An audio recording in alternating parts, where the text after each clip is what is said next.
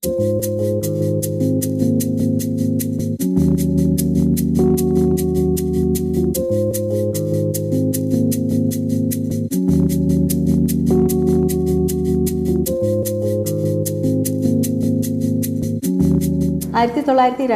കേരള ആയുർവേദ സമാജം സ്ഥാപിതമായത്.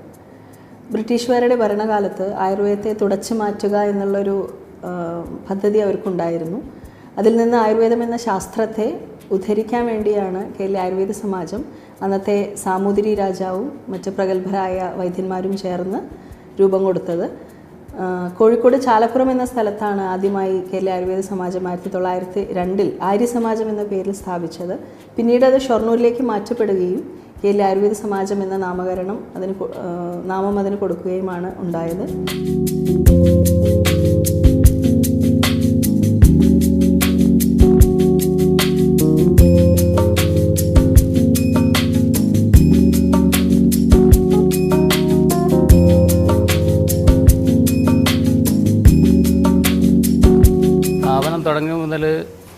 തുടങ്ങിയത് 114 വർഷത്തോളമായിട്ടുണ്ടാവും.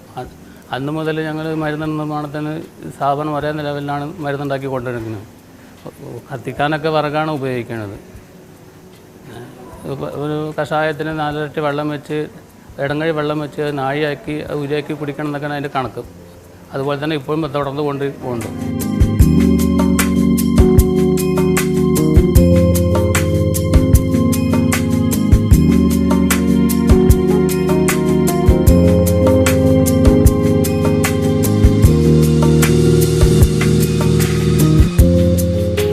ചന്ദ്രപ്രഭ ഗുളികയുടെ മരുന്നാണിത്. രാവിലെ വന്നാൽ ഇത് രാവിലെ അമ്മ അരച്ചിട്ട് ഇതേ ലെവലിൽ ആക്കി ഇടുക. പിന്നെ വൈകുന്നേരം ആകുമ്പോൾ കഷായം ഒഴിച്ചിടുക. പിറ്റേ ദിവസം ആകുമ്പോൾ അത് കഷായം വലിയും. പിറ്റേ ദിവസം അമ്മ അരച്ചിട്ട് കഷായം ഒഴിച്ചിടുക.